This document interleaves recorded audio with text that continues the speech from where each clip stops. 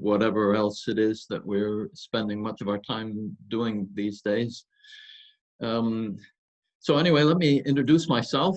I'm Brendan Dooley. I'm on the faculty at the University of College Cork, and I'm also the principal investigator of the Euronews project, which is funded by the Irish Research Council and hosted at University College Cork in collaboration with the Medici Archive Project.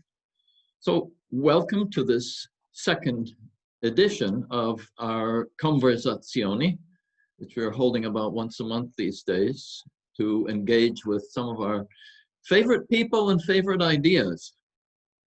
I'm admitting a couple of other folk who have just joined.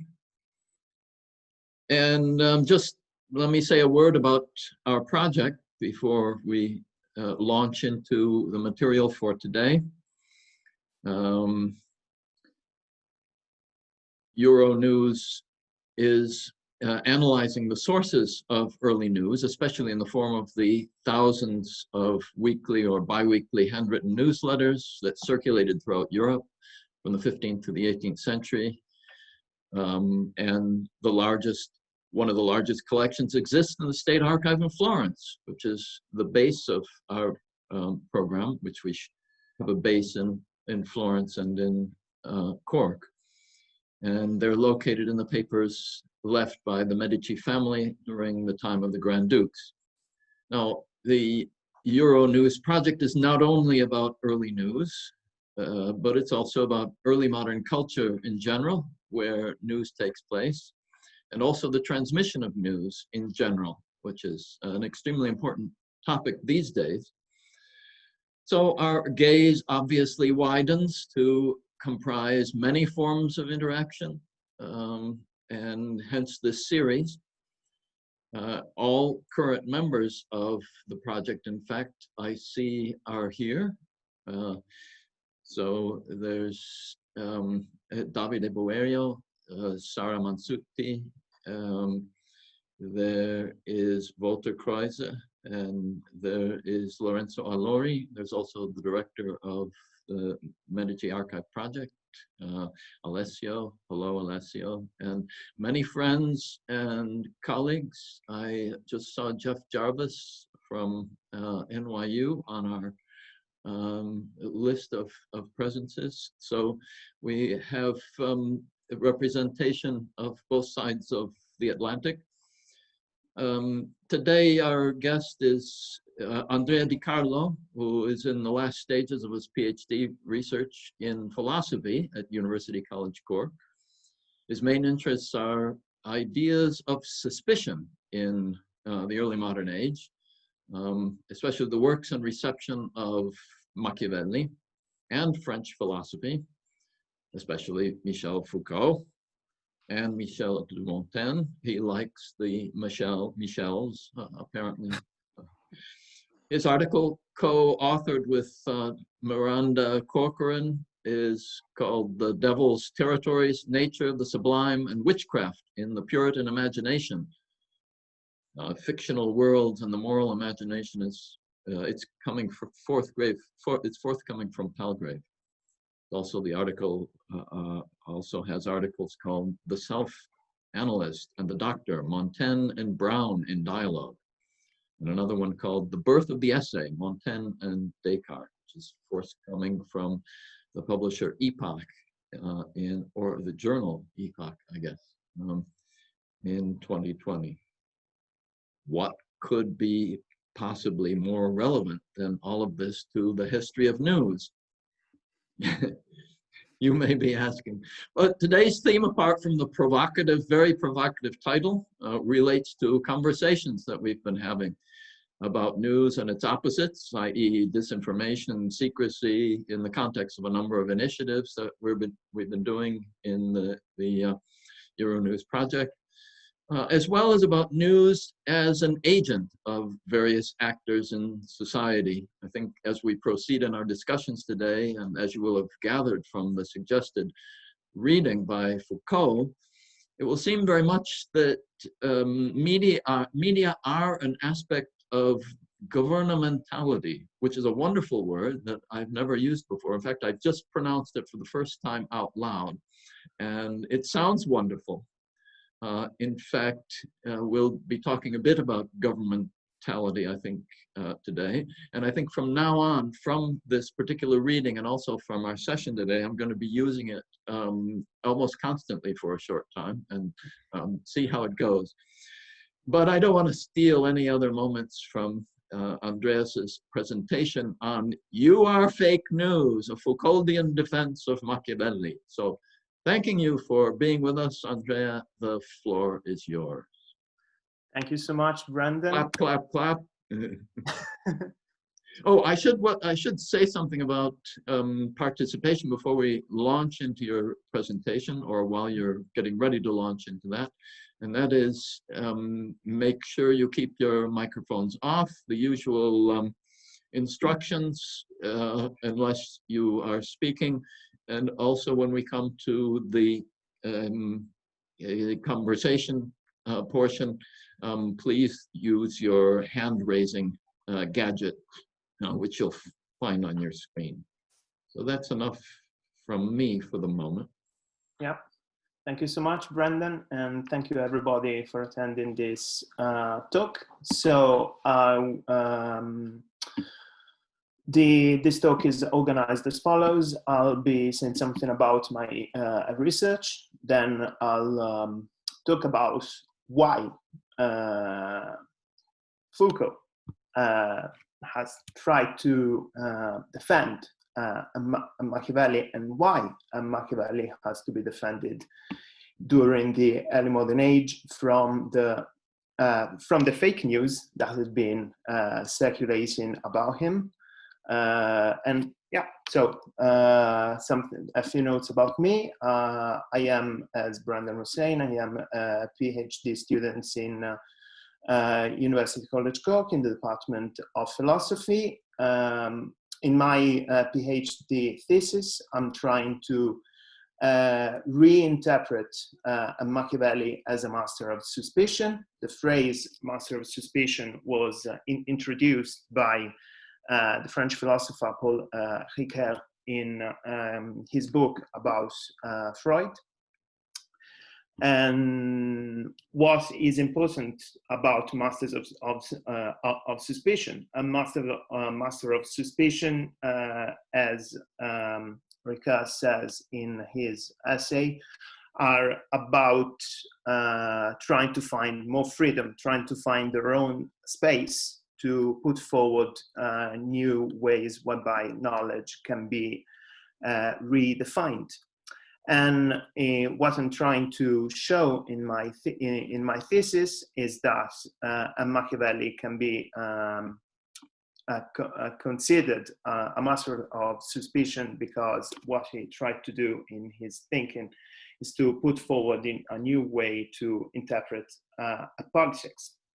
Now, having said that, why should Machiavelli be a master of suspicion? Machiavelli should be a master of suspicion because in his key works like The Prince and Discourses on Living, tries to put forward a new idea of politics, whilst catching up with a new trend in politics at the beginning of the 16th century, that is to say, reason of state, raison d'etat. This idea came to the fore in the 16th century. It is mostly French, but at the same time,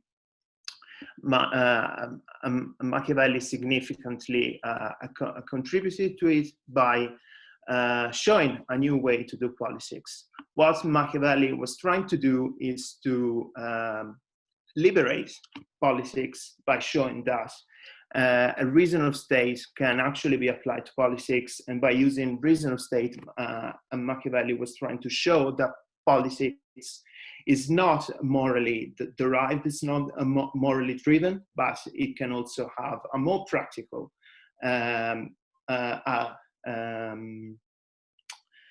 a more hands-on purpose. And this is what he tries to show in The Prince where, as he said, he's not concerned. He's concerned with the effectual truth of the thing. So he's not concerned with an idea of politics that is detached from reality. But again, his emphasis on raison d'etat, on reason of state, showed that Machiavelli actually engaged with the idea that the state politics should be immanent. So politics, something that should be conducted from within. It's not something external, but it's something internal at the state. And by doing so, Machiavelli tried to define a new administrative apparatus, which is based on the figure of the prince. The prince, now Machiavelli had his own idea of the prince. According to him, the prince is somebody that who has to be competent. So the main feature of the prince should be, as Hankins is trying to say in his recent book, competence, skills, or in Italian, virtù, or virtue in English. And also what Machiavelli emphasizes in the prince is that politics, since it is a reason of state, is not so much about keeping to one's word, but it is about being practical. So if need be, and if it need be just for the sake of the state, so because the state politics is not something immanent, it's not something moral, something abstract. So for the sake of the state, princes have to renege on the word, have to be ruthless, have to rely on religion in a way that can serve their purposes, not in a negative way, but as I was saying, in a way that can help the state prosper. So what he's trying to do, Machiavelli's philosophy, as I have been saying, is all about catching up with raison d'etat, with reason of state, because politics at this stage needed clearance, a clear renewal. So why Foucault?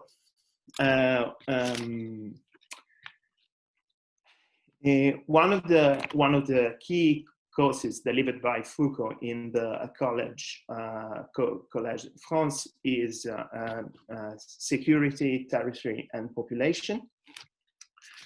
And it is in this book that Foucault engaged with Machiavelli. What Foucault is saying about what Foucault is trying to do, in my opinion, in his chapter, in his lecture on Machiavelli, is trying to defend him against what we are going to say in what we're going to see in a sec. So, in order to understand Machiavelli, Foucault says one has to understand why he was ironically honored. By honored, I mean that it wasn't actually acknowledged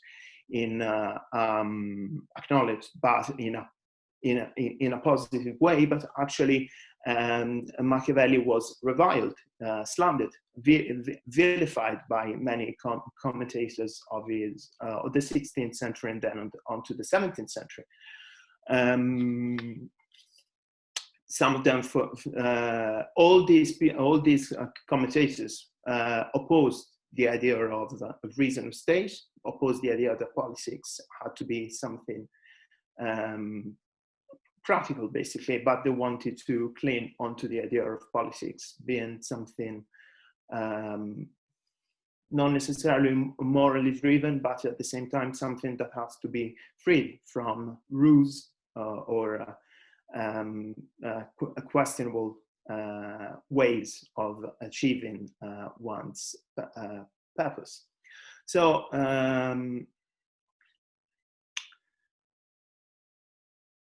for example, the English humanist Eliot wrote a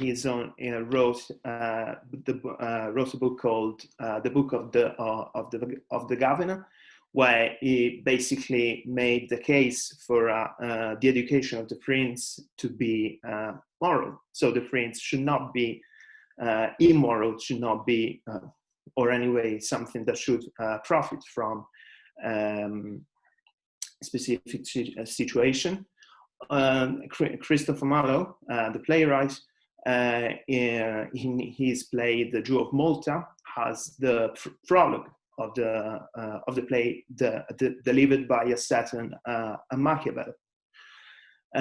So it means that even literature had was tackling the problem of Machiavelli. So there was acknowledgement that Machiavelli was a problematic influence in throughout the early modern age.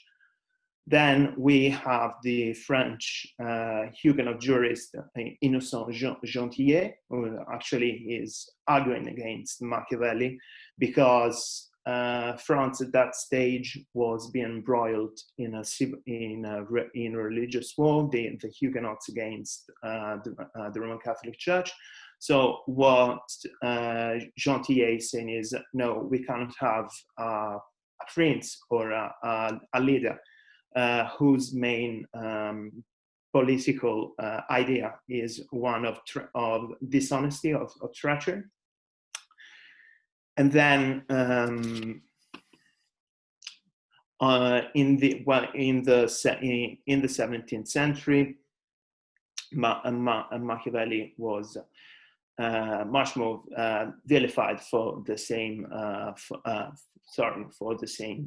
reason, because his teachings could not be received for governing the state. And this is the case, for example, with Giovanni Botero, the one of the most important representative of the Counter-Reformation, who is trying to say that, yes, it's true that the state is to be independent, but at the same time, we cannot have a state that is completely reneging on its moral implications. So yes, the state can be independent, but at the same time, it cannot lose its moral component.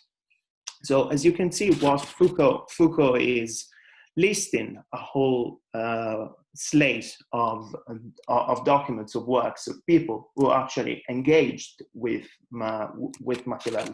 But how did they engage with Machiavelli? And now this is the crux of the problem, because this is the reason why I'm trying to say that what was happening to Machiavelli was spreading fake news. And why was this happening, and how did Foucault try to tackle this problem? So what was happening is this series of work, which, as I was saying, was supposed to, ironically, honor Machiavelli, were actually something that can help to understand Machiavelly. And this is the case because according to these people, according to these scholars, writers, theorists, Machiavelli was basically the embodiment of the devil, was like a demon who was trying to make politics a less moral and a more practical field. And they did not want this to happen, because it is not the case that they wanted to preserve the status quo. They may have been amenable to change the way politics was being done, but they did not want such, in my opinion, they did not want such an enormous breach with what has been done in the past. So Machiavelli basically, whilst to a certain extent he was able to create a new discipline by separating the secular and sorry, and church and state. At the same time, he had produced a rift that could not be easily bridged, because people could not accept such a new way to do politics, because it meant breaching with a whole a tradition that had been established in the Middle Ages, like Aristotle, St. Thomas Aquinas. And so it is important to note that by using an archaeological approach, by using a genealogical approach, Foucault is actually honoring Machiavelli, because he's showing how this series of works, this series of essays was created, was written to vilify him. And they were vilifying him because what Machiavelli had been proposing was a new administrative model, a new idea of the prince, how politics should actually be made. So the prince of I cannot say the prince of Machiavelli is a ruthless politician. It has to be a ruthless politician if it serves the purpose. So for the sake of the state, you have to be evil, but just for the sake of the state, not being evil for the sake of it. So morality was an obstacle to laying foundation of a new state, because it could not actually allow leaders to be ruthless if need be. So it's fair to say that Machiavelli had been vilified, but at the same time, Foucault, with his lecture, had tried to, to a certain extent, defend Machiavelli, again, by honoring him, by showing that what people had been saying against him, what people had been saying to vilify him is not actually true. It was true that Machiavelli was ushering a new, was defining a new way to do politics, but people vilified Machiavelli, scholars, politicians, statesmen vilified Machiavelli because they believe that the way he was contemplating making politics was not in touch with the general consensus, with the status quo. So both Foucault and Ricard helped me make my point. From a Ricardian point of view, we can see that Machiavelli is trying to seek liberties, trying to find freedom to make a new point. This is to say, the state has to be completely renewed. We need a new way to make politics. We can't continue with the old medieval Aristotelian ideas of politics. We now need something different. Hence the reason of state, the idea that the state is basically a creature unto itself. It's a law unto itself. It's something new that cannot be described in the usual way.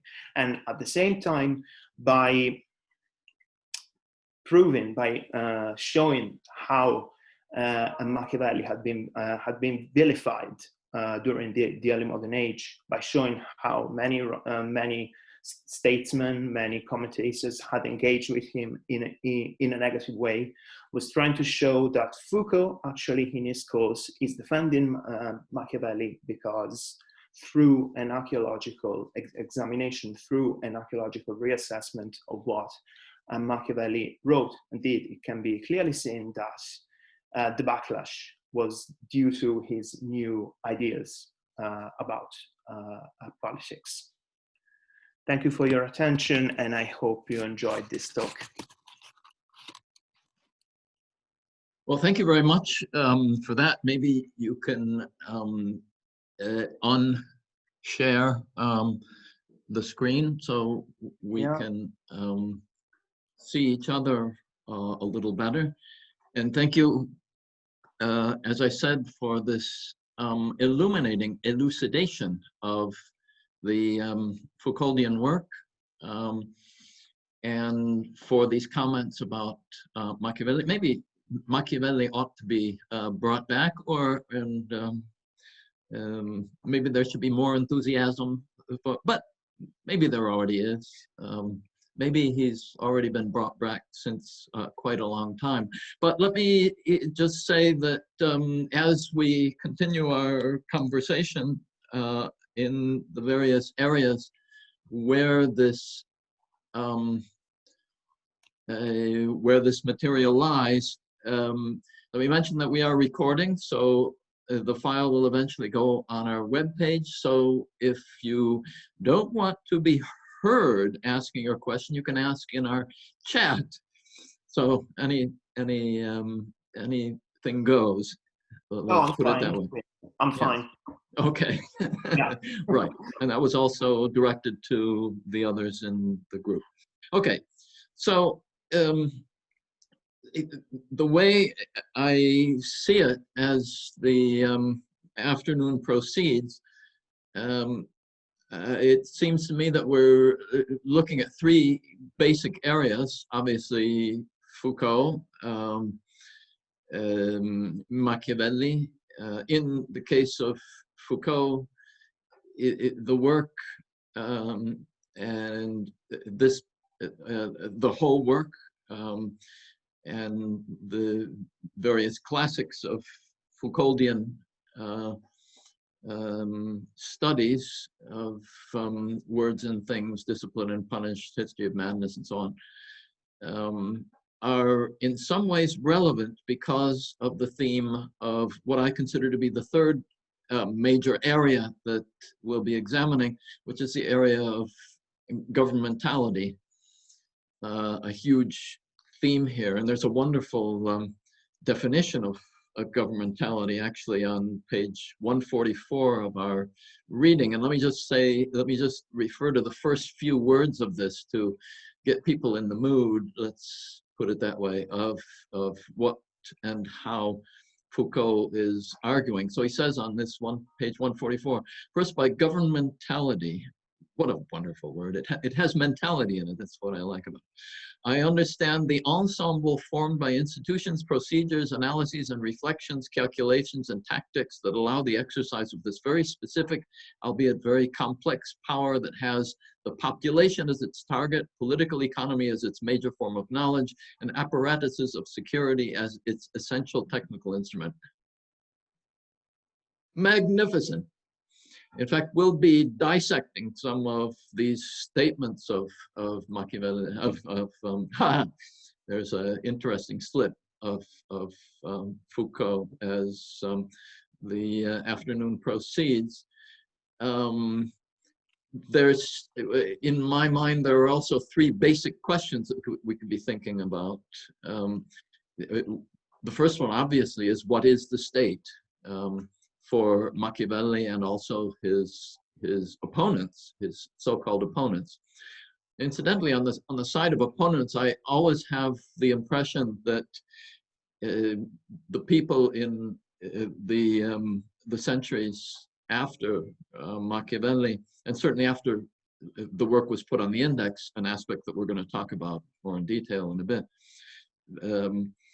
they are talking anti-Machiavelli out of their mouths, and they're doing Machiavelli by their deeds. So in a way, it's an interesting sort of contrast between words and things. Actually, another theme of Foucault.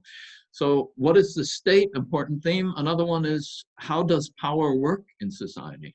In other words, what do we mean when we talk about power? And this, I think, is probably the reason why Foucault was so fascinated by the figure of Machiavelli, who is dealing with power in its most raw form, which is the establishment of sovereignty. I mean, you go in and you occupy and you take over. That's power. And he's also referring, obviously, to other forms of power that we find within society. So it's a deconstruction of the concept of power in a way. And then finally, and this is something that you have done so well, Andrea, in your work, which is the reading and interpretation of classic texts. When we're reading Machiavelli, what are we reading?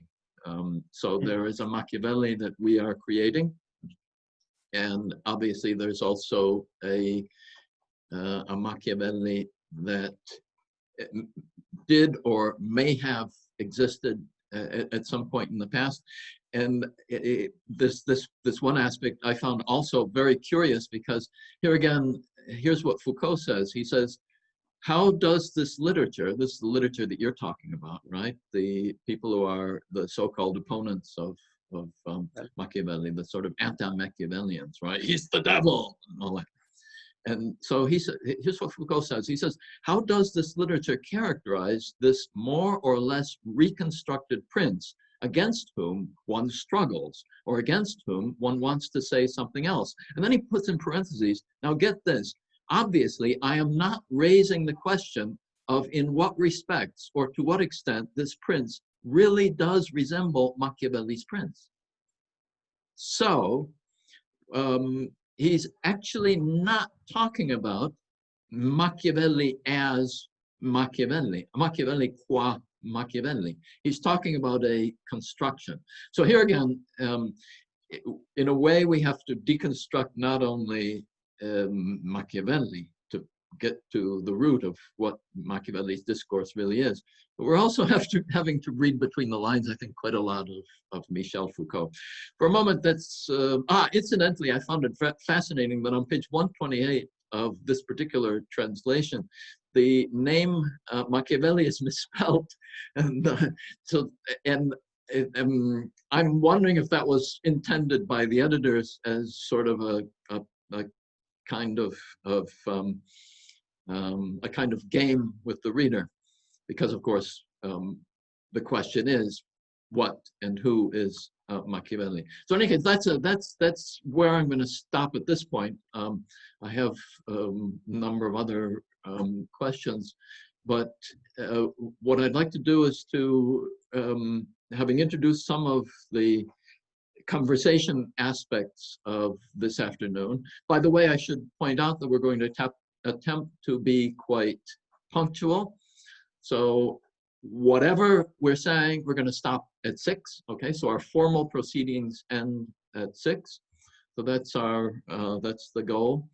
And meantime, you have to in some way signal to us that you would like to make a comment or introduce a question.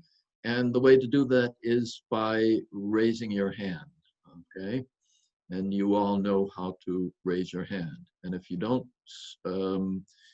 Davide will tell you, right?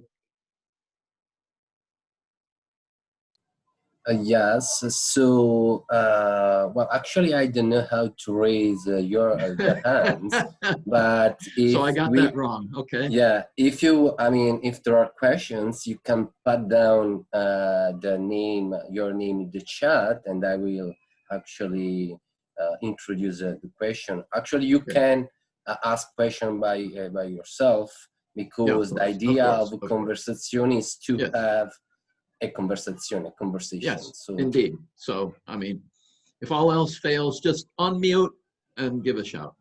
Right. So, in fact, as I look at the chat, I find that the hand raising is in the chat window. Thank you, Praveen. Thank you. Okay, I see that. Yeah. Okay. Someone is Helen Frost. Has asked a question, and that is how to elaborate on the relationship with Ricoeur's freedom. I would ask Helen Frost to elaborate on that. Could you please? Helen, would you like to go into that a little bit? That's a fascinating question. Paul Ricoeur is in many of our minds, especially from the standpoint of narrative, and the status of narrative. Andrea? Yeah. Yes, there's a Okay. question for you. Okay, so in my view, in the way I'm tackling Machiavelli, so Machiavelli as a master of suspicion, what Machiavelli wants to do is to get rid of all the previous political apparatuses, the previous political ideas that have been developed in the Middle Ages, so say, or even before by Aristotle, Thomas Aquinas. And he wanted to substitute them, wanted to replace them with something that was more, let's put it this way, in tune with the time, because with the development of the notion of reason of state, then it means that the state has to be something secular, not so much tied up with religious concerns. So the idea of liberty, why is Machiavelli trying to break loose from tradition, is because he's trying to use reason of state, the idea of reason of state, to put forward a new political way, a new political ideology. I don't know whether it can be said. And so he needed free. He needed to. He needed that kind of free. He needed that intellectual free that Ricoeur is emphasizing. So this is the reason why, for me, Machiavelli is a master of suspicion, because he's discarding the tradition and he's building something new on what pre-existed his thinking. I hope I've answered your question. We have a question from Lana. Yeah. Lana Marticheva. Yes, thank you. Can you hear me? Yeah. You need to speak a little bit louder, maybe. Okay, I'll try. Thank you. So I have two questions. The first one is, why do you use the expression fake news? I will say immediately that I'm not completely convinced, because I tend to think that it's a bit simplifying concept, and maybe such concepts as sometimes misinformation, etc., that allow us to see agendas behind this procedure, maybe more convenient. So if you can explain a little bit more, why did you choose to speak about fake news? And the second question is about your morality, because you mentioned the clause of morality as a critics for Machiavelli in the 16th century. And I was surprised that you don't mention religion, because actually that is what appears as a major critics of Machiavelli in the 16th century and later. So could you say more about religion? Thank you. Yeah. So thank you for the questions. I was using the notion of fake news because what these people were trying to do with their works was to actually falsify what Machiavelli actually thinking. They were trying to defend what they believed to be right. So they were, to a certain extent, they were showing that, look, Machiavelli is not advocating for morality within the state. Is not advocating that morality should play a large role in the state. He's actually saying the contrary. And so they kind of construed the fame of Machiavelli as somebody who is evil, and at the same time, by writing so many works about Machiavelli, they are actually vilifying, they are falsifying, they are spreading fake news actually on what he is writing, on what he thought. Yes, but where is the limit of an interpretation, a use of something and falsification? Maybe there are different levels of using Machiavelli. Everybody used Machiavelli at some point. In the 16th century, for example, the word Machiavelli was used a lot in pamphlets, in political pamphlets. You know, at some point we will start to speak about fake news all the time, because everybody's trying to use Machiavelli for its own political purpose. And you know, this is interesting because my take on Andrea's title was to fit it into the zeitgeist. So to appeal to the zeitgeist. And so I took it as being kind of humorous in a way. And then when I was trying to imagine a possible connection between Andrea's work, which I'm very familiar with, and the work of Euronews, it occurred to me something extraordinary about fake news in relation to Machiavelli, but rather Machiavelli as being a kind of advocate, if we will. Now we can since the word has become, the concept has become so hackneyed recently, I think it probably has to be used under erasure.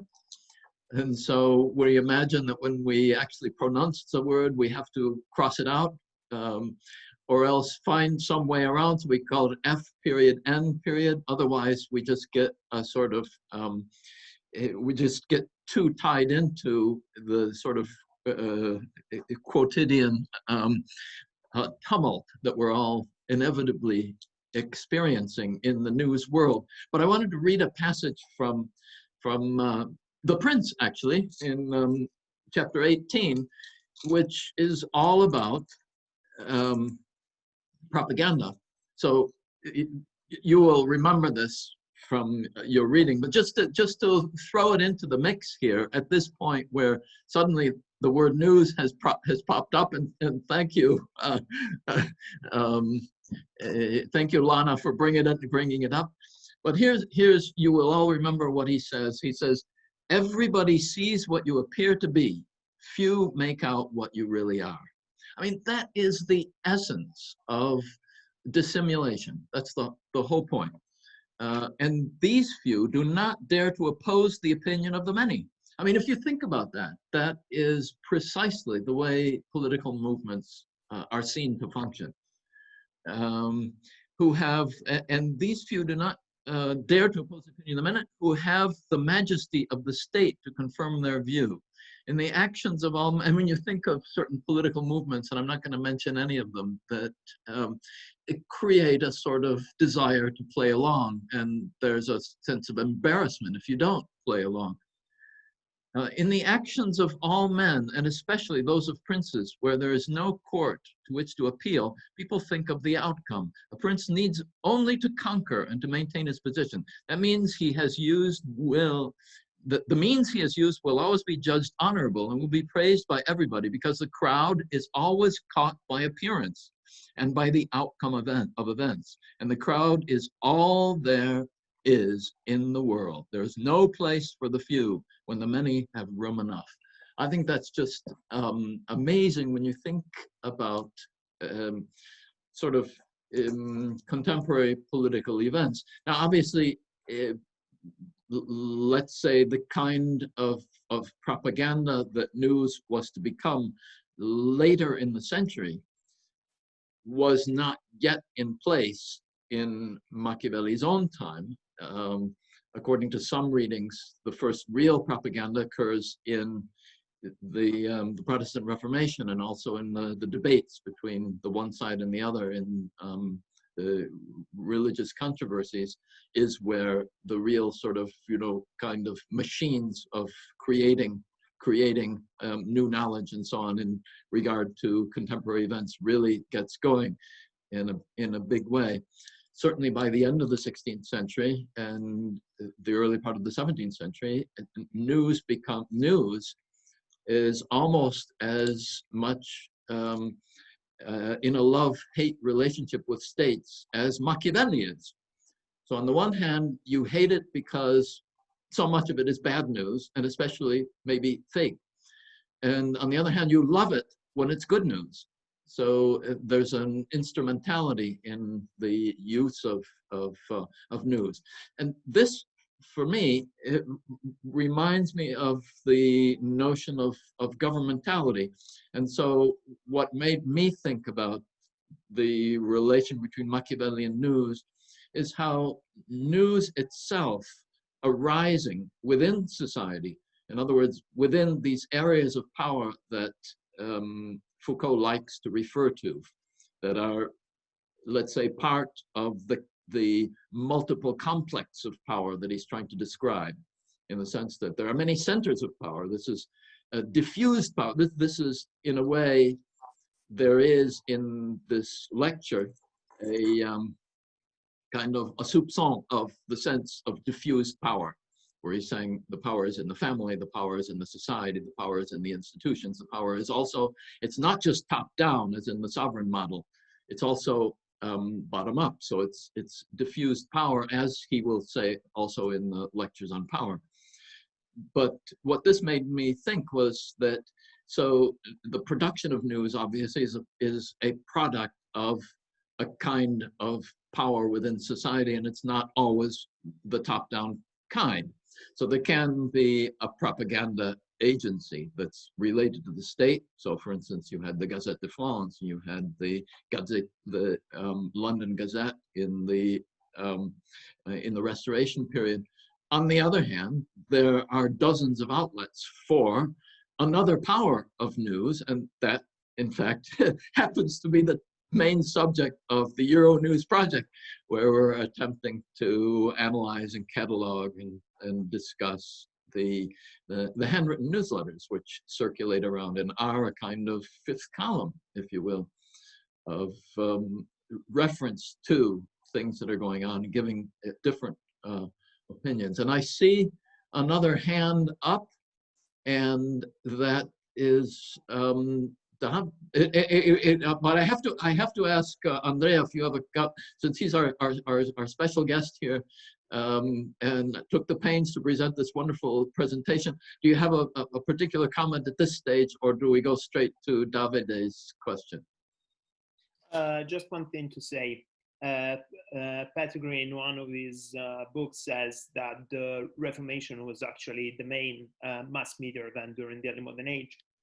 Indeed. I agree, but at the same time, it's fair to say that even the backlash against Machiavelli is actually another big mass media event of the 16th, 17th, even 18th century, because after all, there is Frederick Rush's book on Machiavelli in the early 18th century.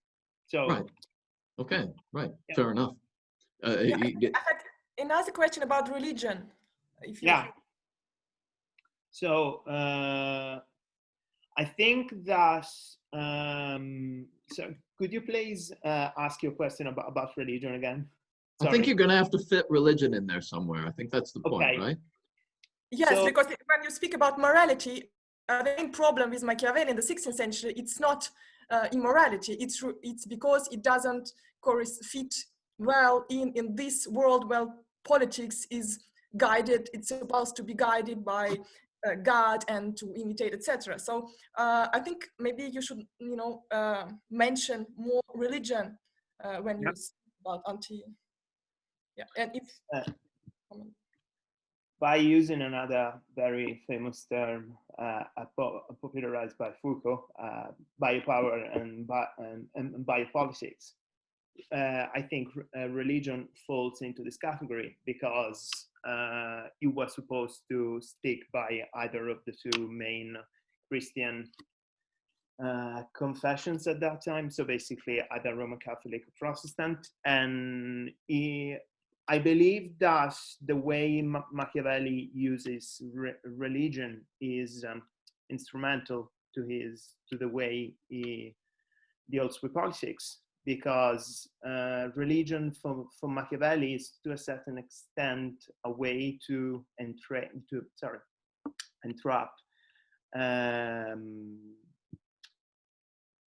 politics, because if it is important for the state, for the fallout of an event spearheaded by the state, then it is important that also religion has to be emphasized. So religion is basically Foucauldian term, dispositive, so a way that can that certain purposes can be achieved. So via religion, via morality, via all the dispositives, apparatuses, you manage to obtain a certain result. So it's not religion per se that is used by Machiavelli, but it is the way religion can actually work to obtain what you're striving for. So if you think that in order to, I don't know, conquer a state, it is important for you to appear to be pious or devout, then in that case you have to exploit that resource, because it will help you at the end of the day to gain power over the states you want to conquer or to want to overpower and things and stuff. But I meant that also the critics of Machiavelli, it's not only morality, the critics of morality, immorality, but also there's a problem from the point of view of religion, which is kind of the main paradigm now for the criticism of Machiavelli. Right. Yeah, I think point well taken. And in yeah. fact, I mean, the Mirror of Princes literature gives sort of the cardinal virtues are the virtues of the prince, right? So trustworthy, loyal, helpful, friendly, courteous, kind, obedient, cheerful, thrifty, and all that. And and these are advocated as being sort of identical with the Christian virtues. At the same time, how do you reconcile those? I mean, that you've raised exactly the crux of the matter, which is how do you reconcile being nice with conquest? So it's a problem, and the whole literature is full of let's say nervousness about the significance of that problem. But I'm putting Davide in suspense because he has had his hand up for a long time. So let Davide ask his question. Yes, thank you very much. Thank you for this interesting. Can you hear me? Yeah. Yeah. For this interesting presentation you gave us today, and actually have done also my homework. But before, I have actually read the article you sent us, and I found it really fascinating. But before, I would also like to add more comments on what I've heard tonight. And surely, of course, there is, I think, something that didn't come up in your discussion was actually the experience of Machiavelli. Machiavelli was definitely what has been considered one of the greatest thinkers of all times, but Machiavelli actually went through a period of turmoils between the fall and the fights in the Florentine republics. He has been a diplomat. He has actually been experienced on his own life, on himself, the politics as something real. And definitely there is also, I think, maybe in this discussion, why Machiavelli has been in a certain way so in a way criticized, because there is an element that we can identify and which goes on for all the early modern period, which is this constant battle between secrecy and publicness. So Machiavelli at certain points make it public, something that could be considered as an arcana imperi. And in a certain sense, this is actually also things that we find in the literature on the reason of the state, because I have actually in a way hang out with that literature, but I'm not really, a kind of a customer. But what I remember reading Botero, but many others, was a constant idea to not only legitimate the current state of affairs, but was also a conservative outlook in order to expel out of that discourse other elements, which instead in the discourse of Machiavelli, there are the people, there are upheavals, there are constantly external elements which are taken into account in that discourse. But coming back actually to the reading that you do assign us, I was struck by a couple of things that Foucault said about that. I wanted to draw your attention and to that of the audience to a passage in the article you sent us, in which Foucault wrote that the art of government could not acquire its full scope and consistency before the 18th century. It remained imprisoned, as it were, within the forms of administrative monarchy.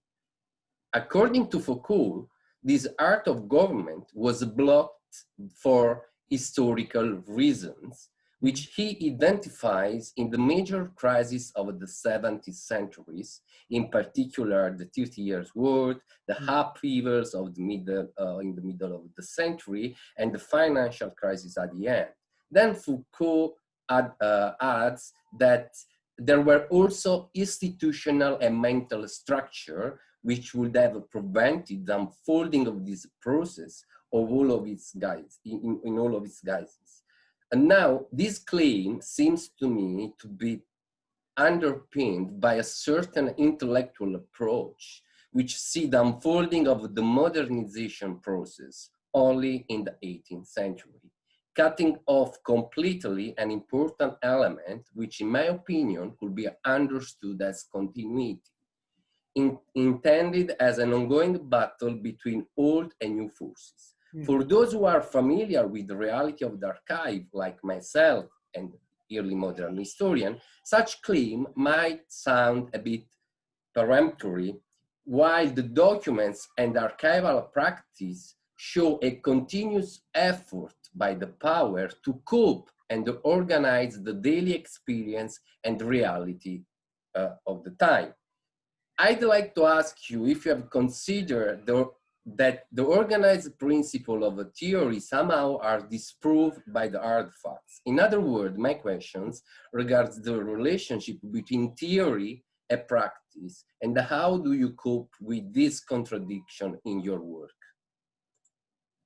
That's actually a good question.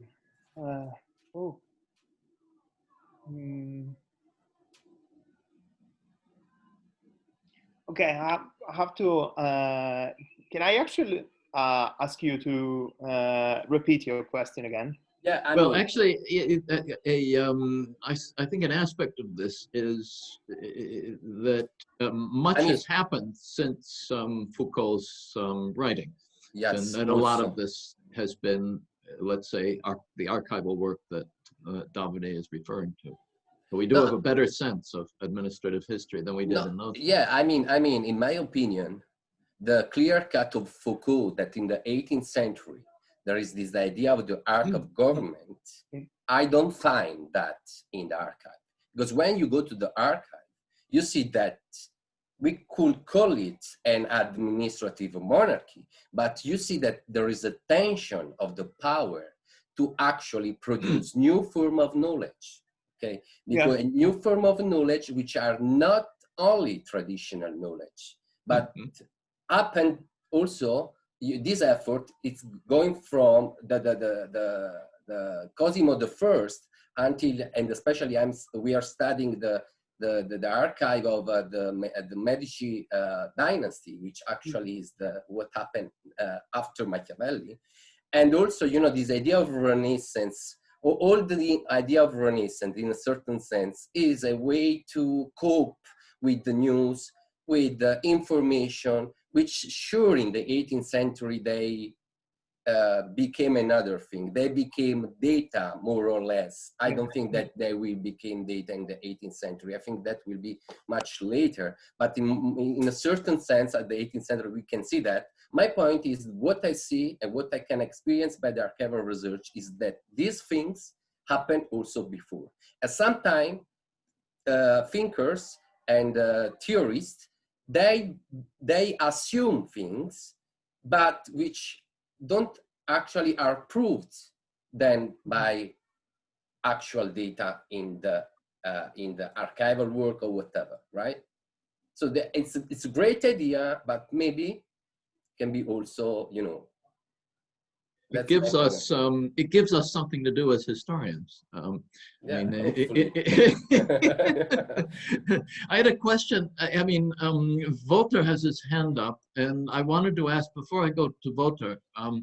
Is your question related to this part of the discussion in regard to? You just go first. I will be patient. Okay. I just wanted to add to what we were just saying, the aspect that Foucault has a particular chronology that he's attempting to, let's say, put forth in a whole series of works of his. So he has sometimes in Foucault's work, it's difficult to assess to what degree this is a philosophical point he's attempting to make, and whether it's an actual reference to so-called historical evidence. But the point that he's attempting to make is, or one of the points, not so much related to the 18th century, but one thing that we see is he's attempting to say that there is this previous period of Renaissance and Middle Ages, and then you have l'âge classique, you know, this wonderful period that goes from the late 16th right up through the 18th century. And this is the gestation of modernity. And two things happen in the Foucauldian world in that transition. So as far as mentalities are concerned, you have the change from things to words in a way, right? So you have a thing dominated and a reality dominated world, and then you have words which complicate things, because it turns out that things have to in some ways be transmitted into the mind, and that requires words. But then you have this other thing going on, which is the change in political thought from sovereignty to government. So from, as I wrote in my notes here, from sov to gov, okay? So from the notion of sovereignty as being the main deal to the notion of government as being the main deal. And that's an interesting way of looking at it. But then where exactly does Machiavelli fit in? Actually, I think one thing that that Foucault is attempting to do is to see him at the end of the Renaissance Middle Ages, right? He is the end of the sovereignty part, but also the beginning of the government part. So he's kind of on the edge. At least that's the way I look at it. But then now I want to go to, I have Wouter and then Quivine. So Wouter, go ahead. Yeah, so well, first of all, thank you very much for your talk. I thought it was very interesting, and there were many questions also about the prince already. But of course, Machiavelli also wrote a lot of other stuff, and maybe based on some of this other stuff, he's also sometimes seen as more ideological. For example, I think maybe about the discourse, he's sometimes based on that he is still seen as having some ideology, and in that sense also being moral. And sometimes it's also contraposed to other people like Richard Dini, who are in that case seen as more realists. So my question is, in how far do you think it could be like Foucault could be seen as a defense of Machiavelli, or in how far it could be, to what extent could be seen as a defense or only of the prince? Oh, that's actually a good question.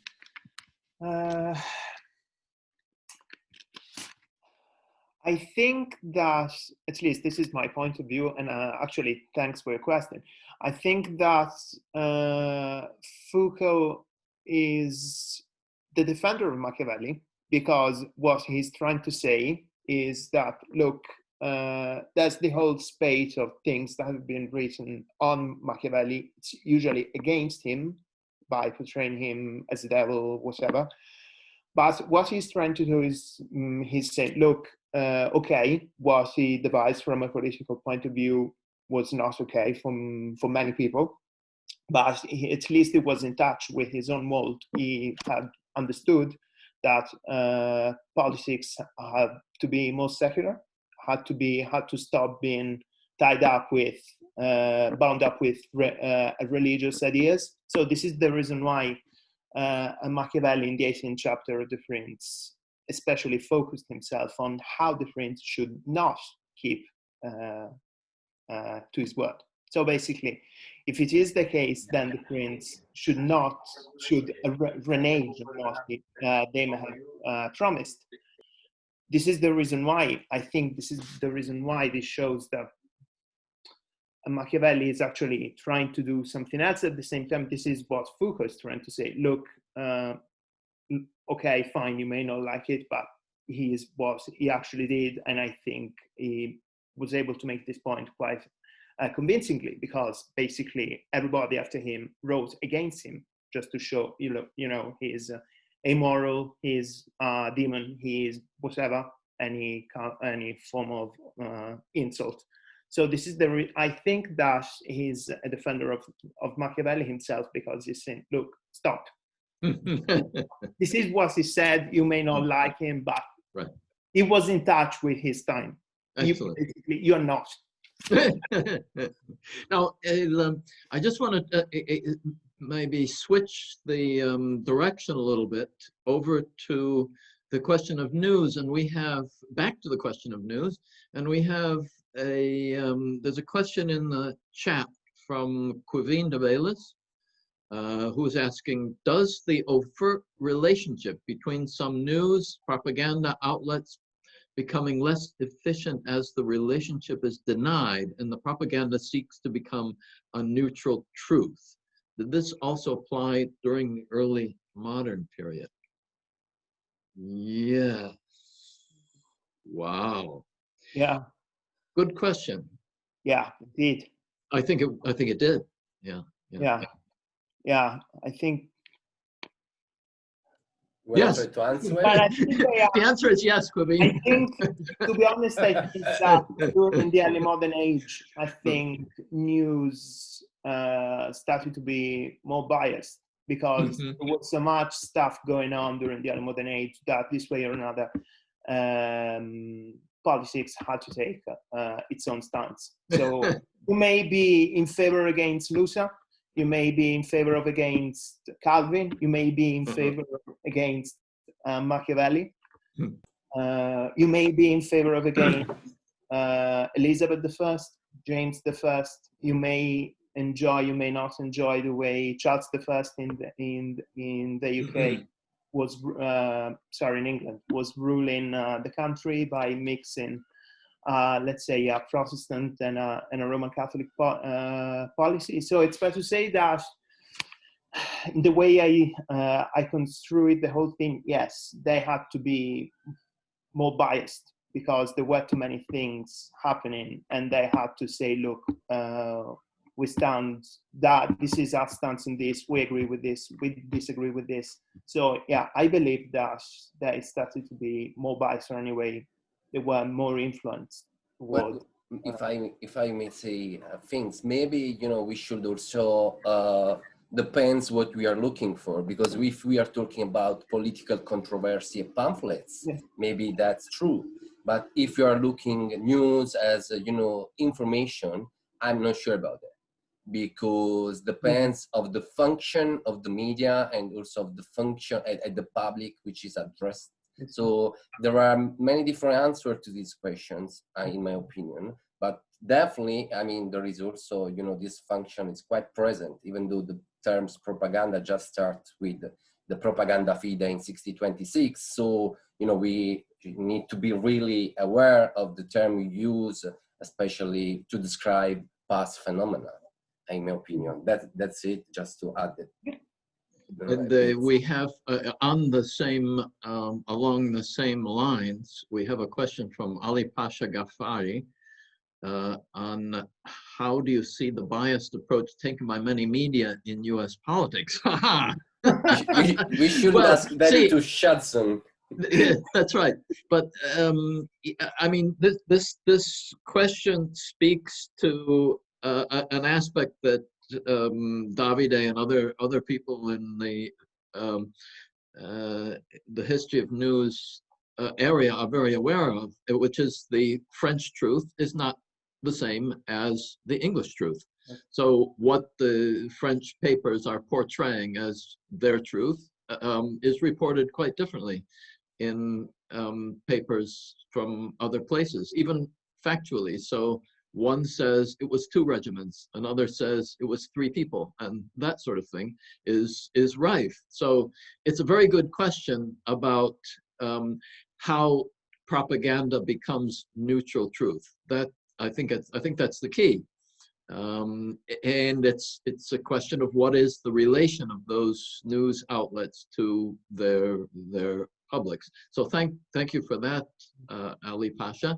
And now, finally, Sarah, please intervene. You've had your hand up for a long time. Thank you, Andrea, for your presentation. Thank you. Do you think that the inclusion of Machiavelli in the list of prohibited books play a role in the development of this misleading idea, Machiavelli, at least in Italy or in the Catholic countries? Good question. Yes, I think so. Actually, thank you for your question. I think yes, because at that stage, since Machiavelli was on the index, then I think it goaded people into shaping their own ideas of Machiavelli. Is he good? Is he bad? Is he something in between? Basically, since The Prince and many other works in Italy and anyway in Catholic Europe had been forbidden by the church, then I think this is even natural to be to want to learn how something actually is, how something actually plays out. So yeah, I believe this is actually a very good point that the Inquisition spearheaded the process of reinterpreting Machiavelli this way or another, because people actually had no access to his books. Well, one would have to add also that I seem to recall, I think it was Sforza Pallavicino in the 17th century who said that the best way to circulate your work is to get it on the index. Of course, Pallavicino, I think, basically didn't finish well, but the point was well taken, that in a sense that's so bad publicity is good publicity in a way. But anyway, Volter has his hand up, so yeah, if you would like to ask another question, I would ask a question about Foucault. Please do. Because we talked, of course, a lot about fake news. So I guess because first off, we talked about whether it was fake news or not. Because I guess the idea of fake news is that you're spreading disinformation intentionally, as in like opposed to a straw man. Like if you make a straw man, probably I'm just trying to convince myself that this other person is thinking these certain things. So then I thought, of course, Foucault is very concerned with whether things appear to be true. And I think for him, this is mainly like a social force. So therefore, my question was, how do you think the concept of fake news fits in Foucault? And could fake news for him even exist because he actually sees truth in a certain sense, or maybe not a social construct, but at least produced by social force? Oh, that's actually a good question. Thank you. Yeah, very good question. Thank you. I believe that actually Foucault, if he were alive today, would actually be happy about, ironically, be happy about fake news, because this shows how powerful the state is, how much the biopower and biopolitics have been able to shape ideas. Because basically what Foucault is trying to say is that, look, these are all forms of policies, or forms of ideas. So what he's saying, for example, in the History of Madness, we have leprosy hospitals that then ended up becoming madhouses. So what you have here is basically the power trying to seize onto the best way it has to shape people. So I think, yes, I think Foucault would be very, very happy to talk about fake news, because fake news is another way to lead to obedience. Because good point. What Foucault, after all, is seeking is how bodies can be made docile. Right, indeed, that's the in the last analysis. Very good point. Which leads to, I think, another area we can turn to that we haven't really gone into that much, and that is the issue of diffused power, of where the power is and how the power works, and the notion of dissimulation is key here, I think, because one thing that the theorists who are talking about how to survive in a regime of control over knowledge. I mean, there's all this Orwellian kind of aura on that question. But if you think, for instance, that people like the early 17th century theorists about dissimulation, such as Torquato Aceto or Balthazar Gracian, who are talking about, well, how do you survive in the court? How do you survive when you're saying one thing and doing one thing and thinking another? I remember there was a reading in one of our courses by Tutino, who talks very much about the theorizing about dissimulation. It's an issue, I think, in every period. It's certainly something that we could bring into our own political discourse, our own philosophical discourse, which is when do we actually mean what we say? And is it unethical to say something we don't mean in a crucial situation? In other words, are we obliged to be truthful about ourselves? There's a whole literature out there about truth that is not necessarily about the mass production of falsehood, which usually gets in the media, but the issue of our own systems of dissimulation. And on the one hand, there's the consideration that a life without dissimulation would not be a human life.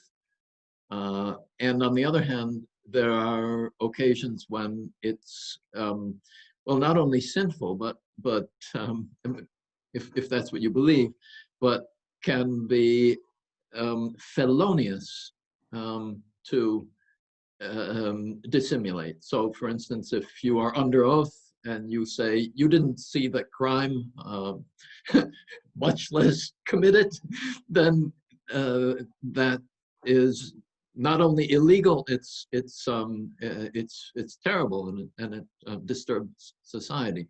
So the whole focus on truth refers back to self-control. So how are we in control of ourselves, and what do we use in terms of our psychological apparatus to gain control? So that, and I want to come back to one more quotation from this work by Foucault, and this is in the context of these works on governing, and he's saying, in these authors we see that governing, this is page 131, in these authors we see that governing, the people who govern, and the practice of government are multifarious, since many people govern: the father of a family, the superior in a convent, the teacher, the master in relation to the child or disciple. So there are many governments in relation to which the prince governing his state is only one particular mode. So this is where he opens up the idea, or kind of switches away from the notion of politics being focused on sovereignty. He, like these theorists, is saying, no, it's not just sovereignty, it's about the people, it's about the population. This is really switching gears from the population to the people. And I see Davide piping up here because I think it's his favorite word. No. There is a middle word in the 16th century that is multitude, which is before the population, and they try to cope with the multitude. So how we can cope with the multitude? And this is the idea of Hobbes, right? Indeed. Who actually writes things after the English Civil War. So I mean, in my take of this article of Foucault, the idea is to understand how exactly to govern the population. The population intended as a kind of, let's say, anonymous organization. But I go back to what I'm saying. I see what these things happening before of the 18th century. I don't see a cut, a break like Foucault like to see it. This is a break which actually the classical break between the Renaissance and the Enlightenment, no? The forgotten centuries of Cochrane, right? So we have a void in between. And I think that this kind of void is not really a void. That's my point. Although, to be fair to Foucault, he's a very avid scholar also of that intervening period.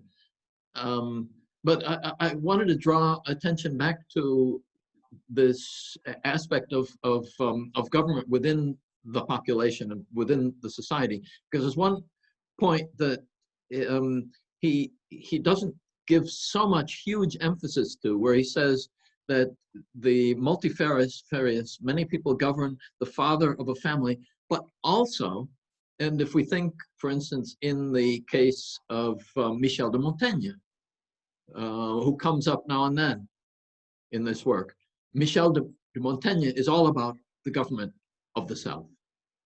And that is, I think, really, you might say it's the inspiration that gives him the notion of going away from a centering of the world in the so-called political realm and bringing it down into the realm of people, because each individual has, as you pointed out before, has this liberty to think and say, or at least in some circumstances to say, but certainly to think.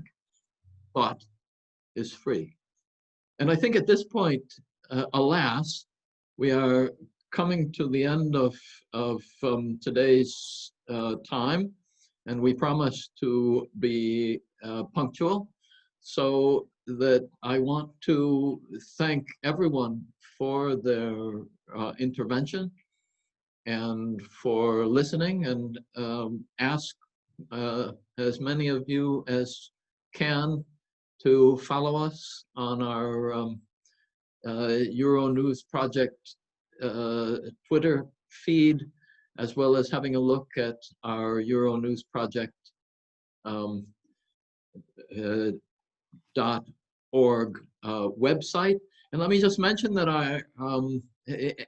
as I thank Andrea Di Carlo for this wonderful framing of what turned out, I think, to be a very fruitful discussion, hopefully for our larger public, but certainly for the Euronews Project.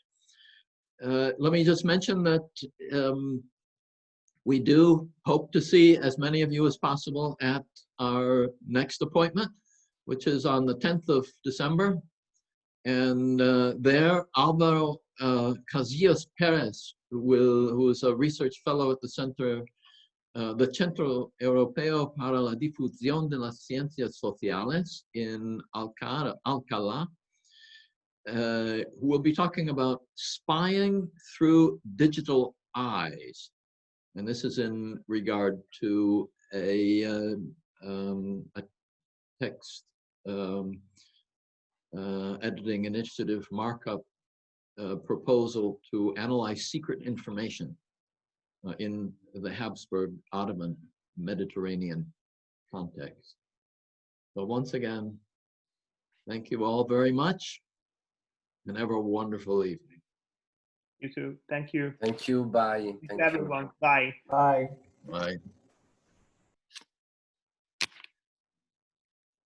Need help signing out.